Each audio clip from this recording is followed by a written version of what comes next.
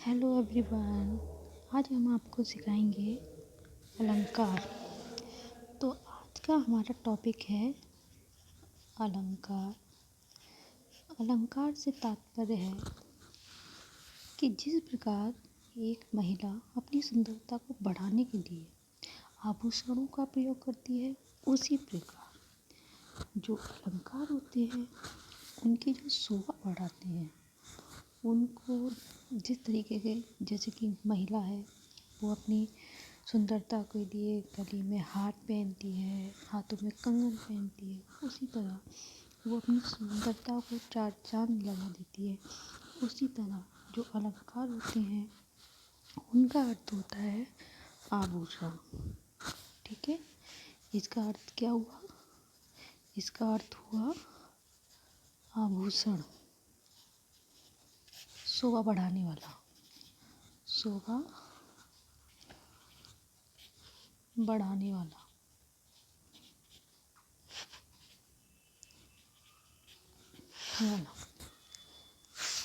अब आप ये कहोगे कि जो अलंकार है तो इसको हम क्या कहेंगे? अलंकार का अर्थ होता है, अगर हम इसकी परिभाषा, डेफिनेशन, इसका अगर हम यूज़ करें, इसका प्रयोग करें कि अलंकार की आप परिभाषा बताइए, तो आप कह सकते हो कि काव्य में जिन धर्मों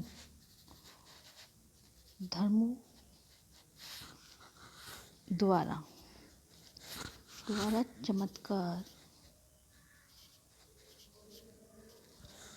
चमत्कार उत्पन्न हो, उसे अलंकार कहते हैं।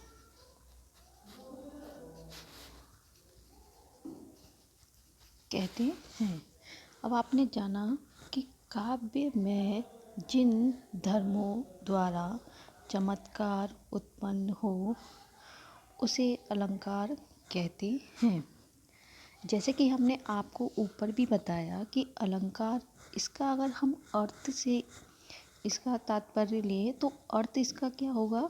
आभूषण। जैसे कि जिस प्रकार एक महिला अपनी सुंदरता को बढ़ाने के लिए गहनों का प्रयोग करती है, उसी तरह अलंकार का अर्थ है कि इसका अर्थ है आभूषण जो कि शोभा बढ़ाने का काम करते हैं। चलिए अब हम इसके बाद पढ़ते हैं कि अलंकार के भेद का अर्थ होता है इसके कितने प्रकार होते हैं। तो अलंकार के आप 3 भेद, तो इसके कितने भेद होते हैं? 3। सबसे पहला होता है शब्दालंकार। क्या होता है? शब्दालंकार। ठीक है। और दूसरा होता है आपका अर्थालंकार।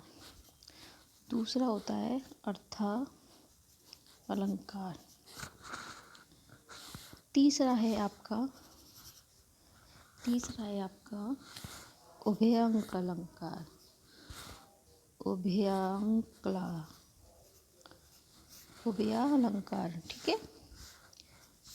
ठीक है। फर्स्ट आपका होता है शब्दालंकार, दूसरा होता है आपका अर्थालंकार और तीसरा होता है आपका उभयालंकार। तो अलंकार के भेद, ठीक है, भेदों को हम क्या कहते हैं? प्रकार भी कहते हैं। क्या कहते हैं हम? प्रकार। मतलब आपको हम ये बता रहे हैं कि अलंकार से अगर आपसे पूछा जाता है किसी भी परीक्षा में कि अलंकार के भेद बताइए, प्रकार बताइए, तो आप क्या बोलोगे? अलंकार के 3 भेद होते हैं, 3 प्रकार होते हैं। पहला होता है शब्दालंकार, दूसरा होता है अर्थालंकार और तीसरा होता है आपका उभयालंकार।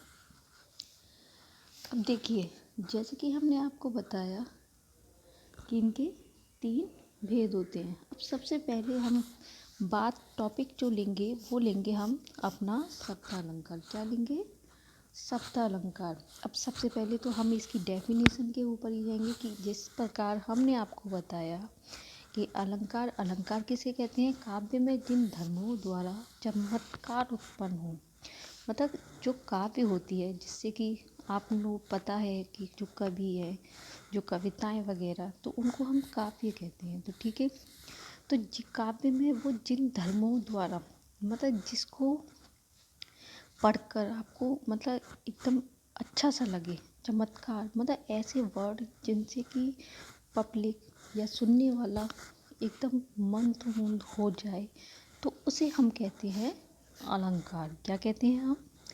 अलंकार। फिर हमने आपको बताया कि अलंकार के भेद, और सबसे पहला था आपका शब्द अलंकार, सेकंड आपका था अर्थ अलंकार, और थर्ड आपका था उभय अलंकार।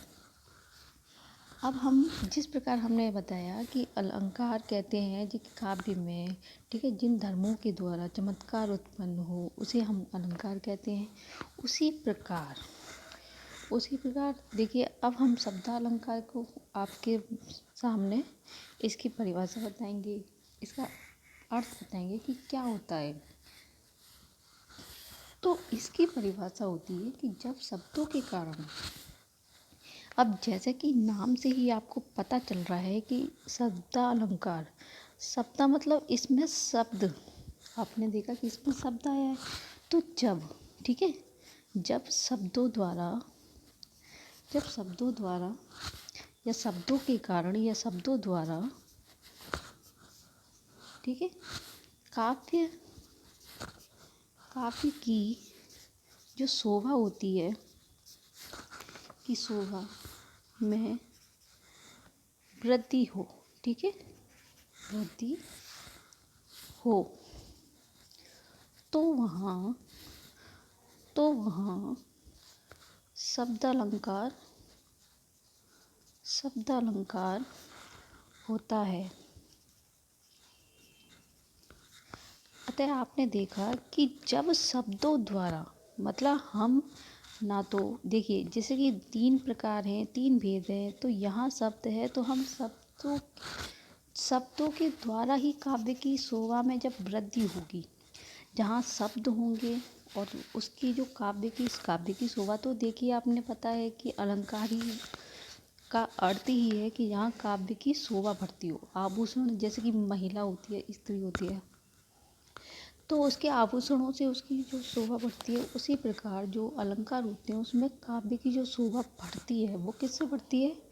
अब यहाँ पे बढ़ रही है शब्दों के द्वारा। क्या बढ़ रही है? शब्दों के द्वारा। जब शब्दों के द्वारा काव्य की शोभा में वृद्धि हो या बढ़ती है। अब वृद्धि का अर्थ ही है, क्या है? वृद्धि का अर्थ क्या है? बढ़ना, ठीक है। वृद्धि का अर्थ क्या होता है? बढ़ना। आपको पता ही है कि वृद्धि का अर्थ है बढ़ना। तो जहाँ शब्दों से, क्या कहना है आपको, ये बताना है कि जहाँ शब्दों से हो रही हो, तो जाहिर सी बात है शब्दालंकार, क्योंकि शब्दालंकार आपने देखा कि उसके नाम से ही हमें पता चल रहा है कि यहाँ पे क्या है? शब्द। क्या है यहाँ पे? शब्द लिखा है। शब्दालंकार में शब्द जो आ रहा है, तो उसी से हमें पता चल जाएगा कि जहाँ पर शब्दों से काव्य की शोभा बढ़ती हो या शब्दों के द्वारा काव्य की जो शोभा होती है वो उसमें वृद्धि होती है, तो उसे हम कहते हैं शब्दालंकार। अब जिस प्रकार आपने अलंकार पढ़ा, अलंकार में ये था कि काव्य में जिन धर्मों द्वारा या धर्मों के कारण चमत्कार उत्पन्न हो, उसे अलंकार कहते हैं। उसी प्रकार फिर आपने ये भी देखा कि अलंकार के भेद बताए, तो उसमें हमने सबसे पहले पढ़ा आपको शब्दालंकार, सेकंड था आपका अर्थ अलंकार, थर्ड आपका था उभय अलंकार। तो आपने देखा कि शब्दालंकार में, जिससे कि हमने बताया कि जिन शब्दों के द्वारा काव्य की शोभा में बढ़ोतरी होती है, वृद्धि होती है, कि काव्य की शोभा बढ़ती है, किसके द्वारा? शब्दों के द्वारा। किसके द्वारा? शब्दों के द्वारा। तो जैसे कि आप पता चल रहा है आपको कि जहाँ शब्दों के द्वारा वृद्धि होती है, वहाँ शब्दालंकार होता है। क्या होता है? शब्दालंकार। अब जैसे कि अर्थ के भेद हैं, उसी तरीके से शब्दालंकार के भी भेद हैं। भेद से तात्पर्य इसके प्रकार, इसके रूप, इसके, ठीक है, प्रकार, रूप, भेद, कुछ भी कह सकते हो आप। तो सबसे पहले इसके होते हैं 3, इसके कितने होते हैं? 3 भेद।